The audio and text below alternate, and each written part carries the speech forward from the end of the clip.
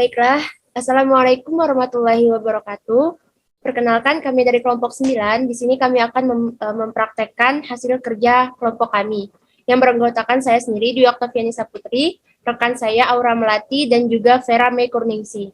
Baiklah, di sini kami akan membahas 4 materi. Yang pertama, malaria, kemudian tipoid, yang ketiga, filariasis, dan yang keempat, DHF. Baiklah, materi yang pertama akan dibacakan oleh rekan saya, yaitu Aura Melati. Definisi malaria. Penyakit malaria adalah penyakit menular yang menyerang dalam bentuk infeksi akut atau kronis. Penyakit ini disebabkan oleh protozoa genus Plasmodium bentuk aseksual yang masuk ke dalam tubuh manusia dan ditularkan oleh nyamuk Anopheles betina. Istilah malaria diambil dari dua bahasa Italia, yaitu mal, buruk, dan area, udara, atau udara buruk karena dahulu banyak terdapat di daerah rawa-rawa yang mengeluarkan bau busuk. Penyakit ini juga mempunyai nama lain seperti demam Roma, demam rawa, demam tropik, demam pantai, demam Charges, demam ura, dan paludisme. Prabowo 2014.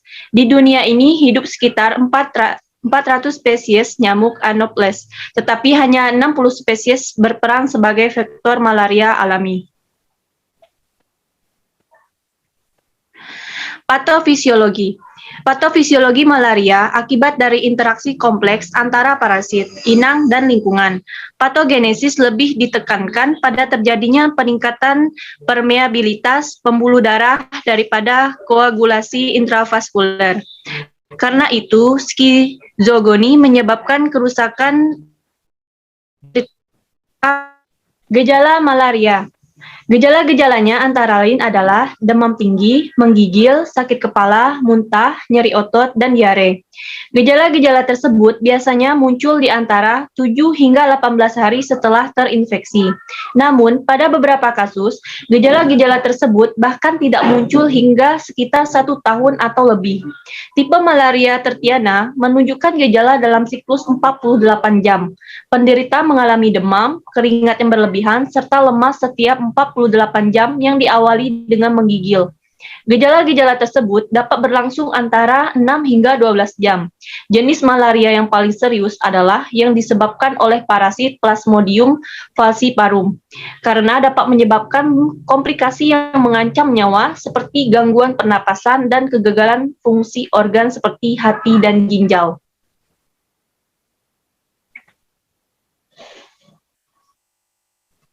Penyebab malaria.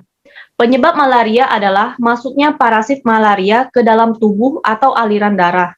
Parasit tersebut dapat ditularkan melalui gigitan nyamuk atau penyebab terbanyak, transfusi darah yang terinfeksi malaria. Bayi yang berada di dalam kandungan ibu yang terinfeksi malaria, penggunaan jarum suntik bekas yang terinfeksi malaria. Penyakit malaria pada umumnya tidak dapat ditularkan melalui kontak sehari-hari dengan yang terinfeksi. Orang-orang yang rentan terkena penyakit malaria di Indonesia, yaitu anak berusia 5-9 tahun, berdasarkan poin prevalence yang sebelumnya disebut. Selain itu, melalui hitungan periode prevalence, orang yang paling rentan ialah yang berusia 15 tahun ke atas dan diikuti oleh anak-anak berusia 1-4 tahun.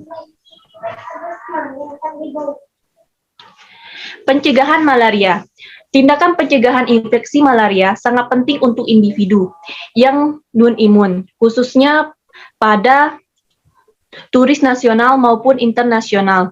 Kemoprofilaktis yang dianjurkan ternyata tidak memberikan perlindungan secara penuh.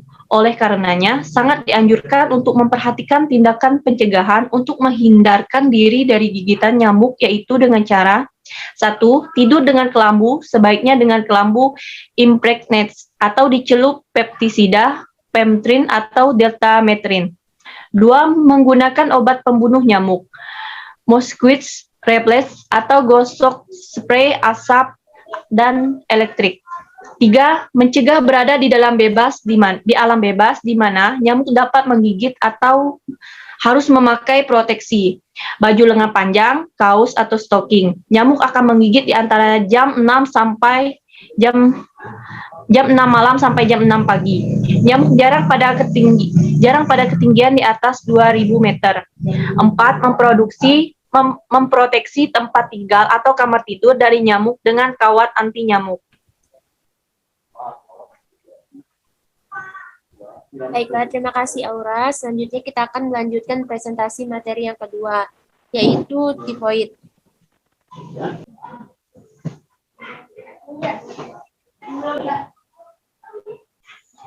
Definisi tifoid. Tifus abdominalis adalah penyakit infeksi yang terjadi pada usus halus yang disebabkan oleh Salmonella typhi yang dapat ditularkan melalui makanan, mulut, atau minuman yang terkontaminasi oleh kuman Salmonella typhi. Hidayat 2006. Demam tifoid adalah infeksi demam sistemik akut yang nyata pada fagosit mononukulir dan membutuhkan tatanan yang terpisah. Demam entrik adalah sindrom klinis sistemik yang dihasilkan oleh organisme Salmonella tertentu. Tifoid adalah suatu penyakit infeksi akut yang biasanya mengenai saluran cerna dengan gejala demam lebih dari 7 hari, gangguan pada saluran cerna, dan gangguan kesadaran.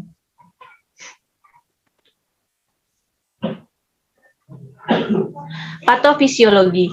Kuman Salmonella typhosa masuk ke dalam saluran cerna bersama makanan dan minuman. Sebagian besar akan mati oleh asam lambung HCl dan sebagian ada yang lolos atau hidup. Kemudian kuman masuk ke dalam usus plaque payer dan mengeluarkan endotoksin sehingga menyebabkan bakteri mia primer dan mengakibatkan peradangan setempat. Kemudian kuman melalui pembuluh limfe akan menuju ke organ res, terutama pada organ hati dan limfe. Tanda dan gejala. 1. Demam yang meningkat secara bertahap tiap hari hingga mencapai 39 derajat Celcius sampai 40 derajat Celcius dan biasanya akan lebih tinggi pada malam hari. 2. Nyeri otot. 3. Sakit kepala.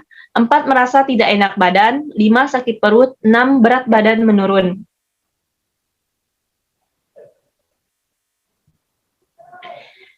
Tes diagnosis. 1. Tes Widal. Tes Widal adalah tes yang paling sering dilakukan untuk mendiagnosis tifus. Pertama, dokter akan bertanya seputar riwayat penyakit, kemudian dilanjutkan dengan pertanyaan seputar kebersihan makanan dan tempat tinggal, serta keluhan yang dialami. 2. Tes Tabek. Tes Tubex. Tes Tubex merupakan alat uji yang berfungsi untuk mendeteksi keberadaan antibodi IgM anti-09 dalam darah.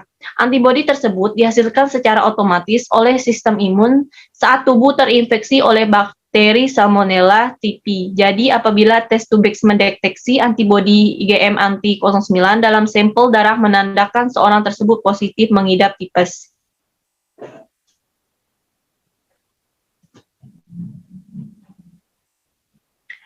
Penata laksanaan pengobatan demam tifoid terdiri atas 3 bagian, yaitu perawatan.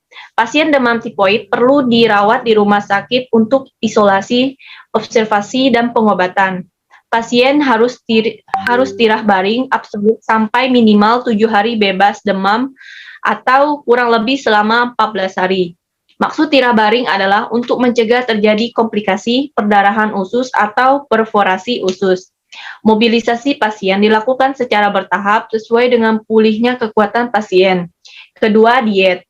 Makanan harus mengandung cukup cairan, kalori, dan tinggi protein. Bahan makanan tidak boleh mengandung banyak serat, tidak merangsang, dan tidak menimbulkan gas. Susu 2 gelas sehari. Bila kesadaran menurun, diberikan makanan cair melalui sonde lambung. Jika kesadaran dan nafas makan baik, dapat juga diberikan makanan lunak. Ketiga, obat. Obat-obat antimikroba yang sering dipergunakan ialah chloramphenicol, thiamphenicol, cotrimoxazole, atau kombinasi dan sulfatoxazole, ampicillin dan amoxicillin. Program pemerintah dalam penanggulangan penyakit tifoid. Pencegahan lebih baik daripada pengobatan, dan dengan pengobatan yang baik berarti melaksanakan pencegahan yang baik pula. Kedua ungkapan ini berlaku juga untuk tipoid, di mana kegiatan pencegahan lebih efisien dan tanpa risiko yang membahayakan. Bila pengobatan tipoid terlaksana dengan sempurna, maka dapat mencegah karir merupakan sumber penularan di masyarakat. Pencegahan adalah segala upaya yang dilakukan agar setiap anggota masyarakat tidak tertular oleh Bacillus Salmonella.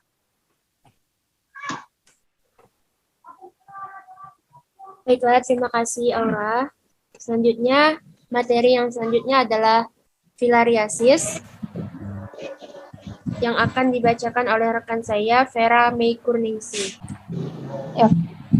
Filariasis. Filariasis atau penyakit kaki gajah merupakan penyakit menular menahun yang disebabkan oleh cacing filaria dan ditularkan oleh nyamuk Mansonia, Anopheles kulak armigerus. Cacing tersebut hidup di saluran dan kelenjar getah bening dengan manifestasi klinik akut berupa demam berulang, peradangan saluran dan saluran kelenjar getah bening. Pada stadium lanjut dapat menimbulkan cacat menetap berupa pembesaran kaki, lengan, payudara, dan alat kelamin. Patofisiologi filariasis. Perkembangan klinis filariasis dipengaruhi oleh faktor kerentanan individu terhadap parasit. Seringnya mendapat gigitan nyamuk, banyaknya larva infektif yang masuk ke dalam tubuh, adanya infeksi sekunder oleh bakteri atau jamur. Secara umum, perkembangan klinis filariasis dapat dibagi menjadi fase dini dan fase lanjut.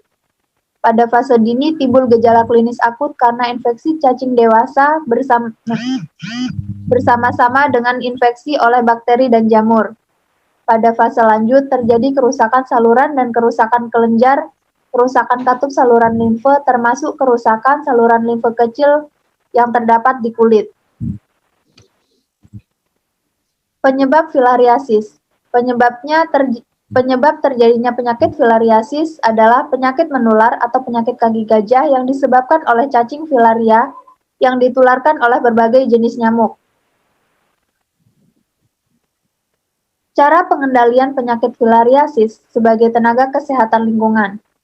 Usaha-usaha penanganan penyakit filariasis sebagai tenaga kesehatan lingkungan pencegahan filariasis dapat dilakukan dengan menghindari gigitan nyamuk dan melakukan 3M. Pengobatan menggunakan DEC dikombinasikan dengan albendazol dan ivermectin. Selain dilakukan pemijatan dan pembedahan, upaya rehabilitasi dapat dilakukan dengan operasi.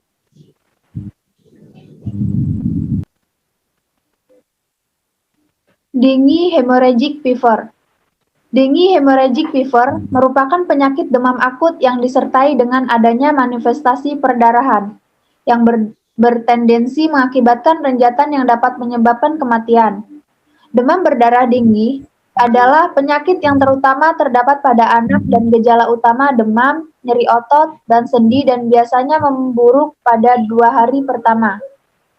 Maka dapat disimpulkan bahwa dengue hemorrhagic fever atau biasa disebut DHF merupakan penyakit yang disebabkan oleh virus dengue sejenis virus yang tergolong arbovirus dan masuk ke dalam tubuh penderita melalui gigitan nyamuk Aedes aegypti yang terdapat pada anak dan orang dewasa dengan gejala utama demam, nyeri otot, dan nyeri sendi yang disertai ruam atau tanpa ruam. Patofisiologi penyakit DHF. Manifestasi terjadi DHF ialah meningginya permeabilitas dinding pembuluh darah, menurunnya volume plasma, terjadinya hipotensi, trombositopenia, dan diatesis hemorragik. Pada kasus berat, renjatan terjadi secara dua akut. Nilai hematokrit meningkat bersamaan dengan hilangnya plasma melalui endotel dinding pembuluh darah. Pada penderita dengan renjatan berat, volume plasma dapat menurun sampai lebih 30%. Renjatan hipolemik yang terjadi akibat kehilangan plasma, bila tidak segera diatasi dapat mengakibatkan anoksia jaringan, asidosis metabolik, dan kematian. Kelainan yang paling sering ditemukan ialah perdarahan di kulit berupa peteki, Perdarahan di saluran pencernaan, paru, jaringan periodrenal. Hati membesar, terdapat perlemakan yang disertai perdarahan atau sarang nekrosis hemoragik. Tanda dan gejala.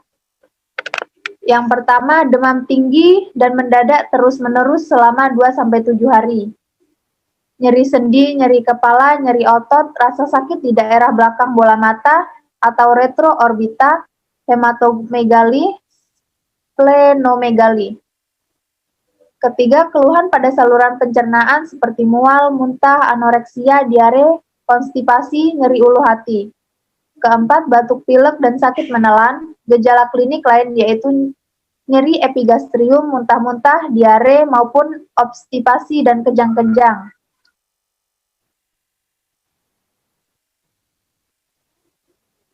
Penata laksanaan. Yang pertama, tirah baring atau istirahat baring. Yang kedua, diet, makan lunak, minum banyak 2-2,5 liter per 24 jam, dapat berupa susu atau teh manis. Keempat, pemberian cairan intravena atau ringer laktat dan NaCl Vali. Kelima, monitor tanda-tanda vital. Keenam, periksa HB, HT, dan trombosit setiap hari. Ketujuh, pemberian obat antipiretik atau acetaminophen. 8. Monitor tanda-tanda perdarahan lebih lanjut. 9. Pemberian antibiotik bila terdapat kekhawatiran infeksi sekunder. Program pemerintah dalam penanggulangan penyakit DHF. Pencegahan secara mekanik gerakan 3M. Menguras tempat-tempat penampungan air secara teratur sekurang-kurangnya sekali atau penaburan bubuk abate ke dalamnya. Menutup rapat tempat penampungan air, mengubur atau menyingkirkan barang-barang bekas yang dapat menampung air, pencegahan secara kimia, yaitu pemberantasan vektor. Yang pertama, fogging atau penyemprotan. Kegiatan ini dilakukan bila hasil penyelidikan epidemiologis memenuhi kriteria. Yang kedua, abatisasi. Semua tempat penampungan air di rumah dan bangunan yang ditemukan jentik Aedes aegypti ditaburi bubuk abate dengan dosis 1 sendok makan peres atau 10 gram abate untuk 100 liter air. Pencegahan secara biologi, pencegahan DBD secara biologis juga cukup efektif, yaitu dengan menggunakan ikan pemakan jentik dan bakteri. Masukkan beberapa ikan ke dalam bak mandi atau kolam, maka vektor nyamuk pembawa virus dengue otomatis dapat dikendalikan, sebab ikan akan makan jentik-jentik nyamuk. Baiklah, terima kasih rekan Aura Melati dan Vera Mekomingsi. Baiklah, saya selaku moderator mengucapkan terima kasih dan mohon maaf apabila banyak kesalahan dari kelompok kami. Akhir kata, wabillahi taufiq wal hidayah. Wassalamualaikum warahmatullahi wabarakatuh.